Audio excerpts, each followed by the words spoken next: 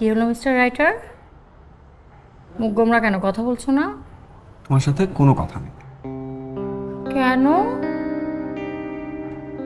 আজব কথা, কেন?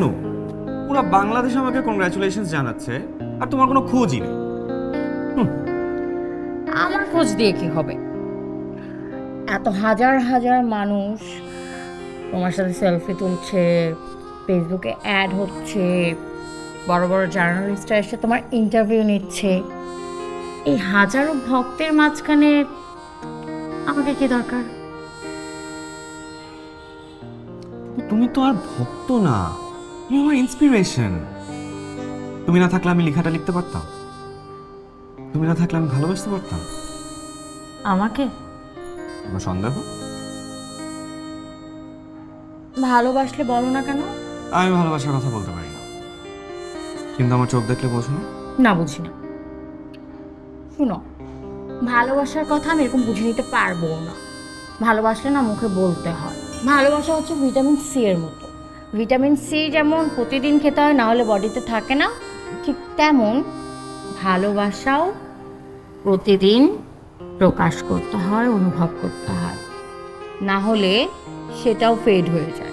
দারুণ বলেছো, কিন্তু ভালোবাসা নাকি ভিটামিন সি এর মতো। চকচকে চোখ দেখে মনে হচ্ছে নতুন প্লট পেয়ে গেলে। কি বলছিলাম? You're my inspiration.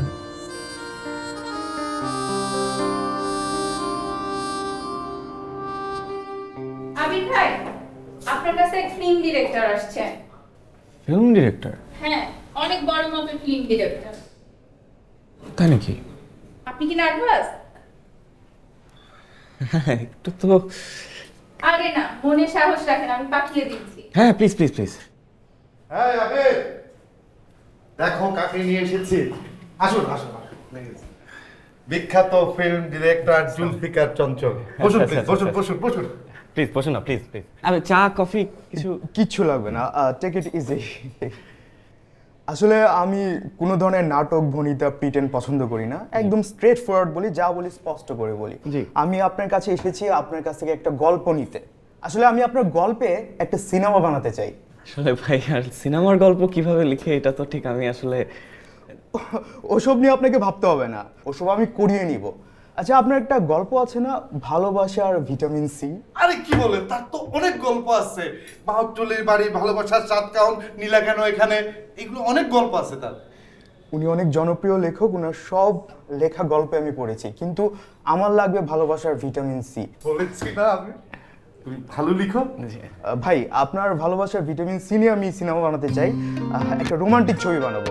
যদিও এর আগে আমি অনেক রোমান্টিক সিনেমা বানাইছি, কিন্তু একটাও চলে নাই, সব ফ্লপ গেছে। আরে কে বলেছে আপনার সিনেমা ফ্লপ হয়েছে? আপনার সব সিনেমা আমি দেখেছি, খুব ভালো হয়েছে। আচ্ছা, আমি বলি, আমি এবার একটা হিট সিনেমা দিতে চাই দেশ ও জাতিকে, আর সেই জন্য আপনার ভালোবাসার ভিটামিন সিটা লাগবে, কারণ আপনার গল্পে একটা শক্তি আছে, আর আপনার গল্পের জোরেই আমার সিনেমাটা কিন্তু একদম দাঁড়িয়ে যাবে। বলেছিলাম না? হ্যাঁ ভাই, আমি কিন্তু অ্যাডভান্স হিসাবে নগদ 50,000 টাকা আনছি, আর আপনার সম্মানী বাবদ আমরা আপনাকে 2 লাখ টাকা দিতে পারবো, এর বেশি কিন্তু দিতে পারবো না। ভাই, আপনি রাজি হয়ে যান ভাই, আপনার এরপরে বাড়াই দিব, কিন্তু এবার 2 লক্ষ টাকা রাজি হয়ে যান। আপনার গল্পটা আমার লাগবে ভাই, 2 লক্ষ টাকা। রাজি রাজি। কিছু কম ভাই, আপনি আমি চুপ রাজি আছেন কেন ভাই, কম।